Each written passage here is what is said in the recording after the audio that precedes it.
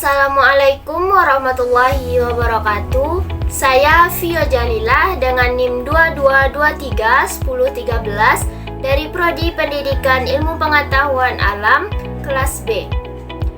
Video ini merupakan tugas dari mata kuliah dasar-dasar mikrobiologi dengan dosen pengampu Ibu Tuti Lestari SSI MSI.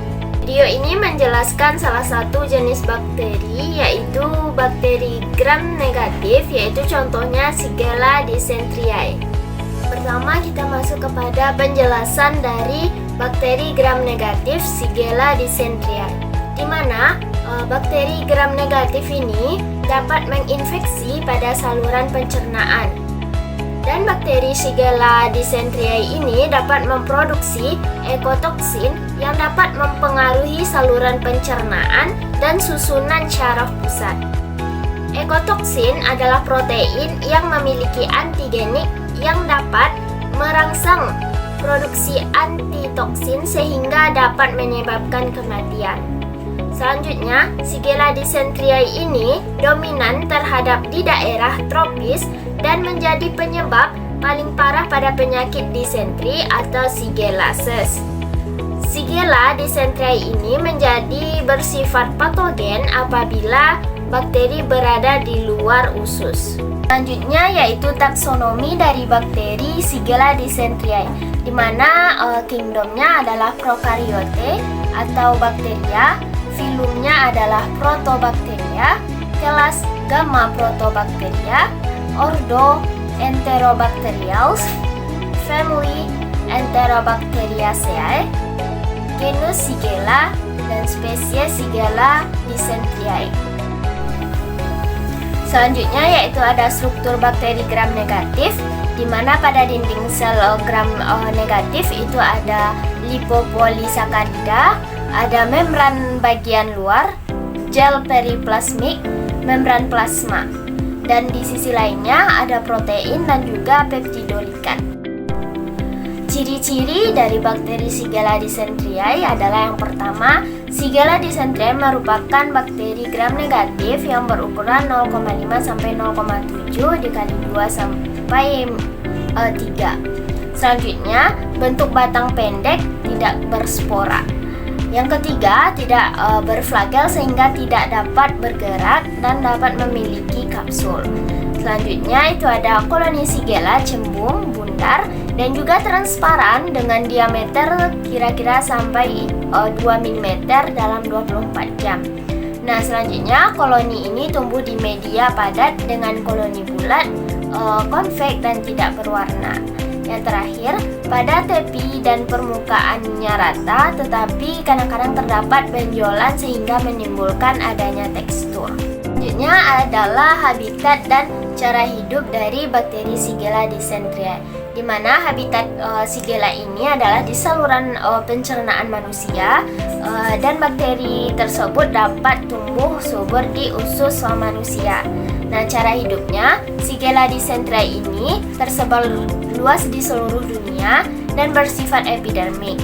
Dan kuman ini disebarkan oleh serangga, terutama lalat, yang hingga pada feses penderita disentri dan disebarkan melalui makanan dan minuman. Nah, infeksi melalui peroral yang terjadi karena faktor kebersihan dan higienis yang buruk. Penularan terjadi dari manusia penderita ke orang lain dan jarang terjadi penularan infeksi dari primata yang sakit ke manusia. Kerugian dari bakteri Shigella dysenteriae ini adalah infeksi Shigella ini dapat berasal dari makanan yang sudah terkontaminasi oleh Shigella dysenteriae. Walaupun kelihatannya makanan tersebut masih terlihat normal dan bersih.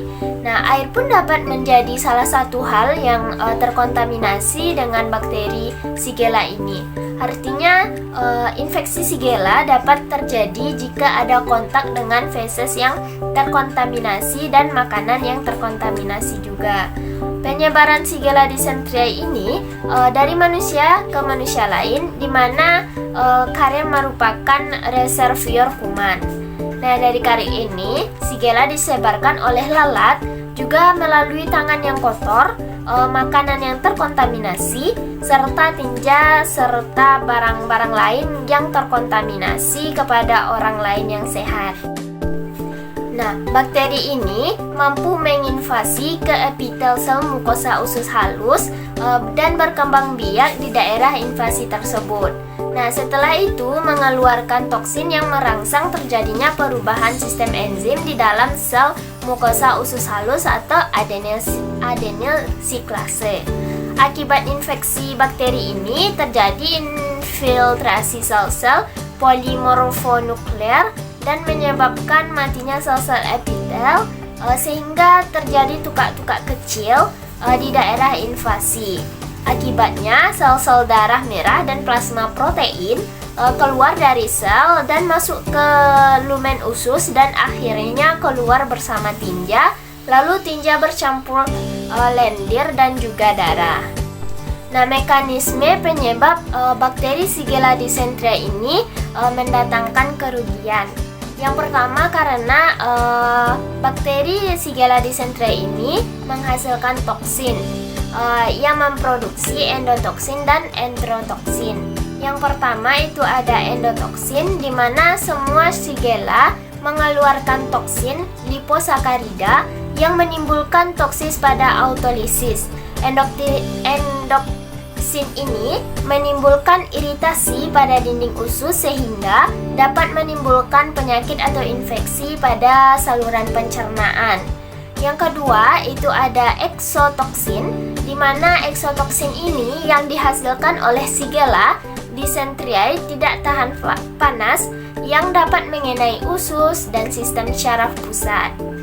Nah, sebagai enterotoksin, zat ini dapat menimbulkan diare. Pada manusia, enterotoksin juga menghambat penyerapan gula dan asam amino pada usus kecil. Berlaku seperti neurotoksin. Toksin ini menyebabkan rasa sakit yang sangat hebat, dan infeksi Shigella dysenteriae ini yang fatal dapat terjadi reaksi susunan saraf pusat, misalnya menismus dan koma. Pengobatan dan pencegahan yang dapat dilakukan untuk menghindari dari bakteri Shigella dysenteriae ini. Yang pertama itu ada pengobatan. Nah, jika pada infeksi ringan itu umumnya dapat sembuh sendiri, penyakit akan sembuh pada 4-7 hari. Minum lebih banyak cairan untuk menghindarkan dari kehabisan cairan. Selanjutnya, jika pasien sudah pada tahap dehidrasi, maka dapat diatasi dengan rehidrasi oral. Selanjutnya, pada pasien dengan diare berat, dehidrasi, dan pasien yang muntah berlebihan sehingga tidak dapat dilakukan dehidrasi oral, maka harus dilakukan rehidrasi intravena, di mana umumnya pada anak kecil terutama bayi lebih rentan kehabisan cairan jika diare. Selanjutnya yaitu pencegahan, di mana penyakit disenteri basilar ini dapat dicegah dengan cara selalu menjaga kebersihan, dengan cara mencuci tangan dengan sabun secara teratur dan teliti, mencuci bersih sayur dan buah yang dimakan mentah. Orang yang sakit sebaiknya tidak menyiapkan makanan. Maksudnya orang yang sedang terkena sakit disenteri basilar ini sebaiknya tidak menyiapkan makanan. Nah, memasak makanan sampai matang, lalu selalu menjaga sanitasi air, makanan maupun udara. Sekian yang dapat saya sampaikan. Mohon maaf atas segala kesalahan dalam penyampaian. Terima kasih. Wassalamualaikum warahmatullahi wabarakatuh.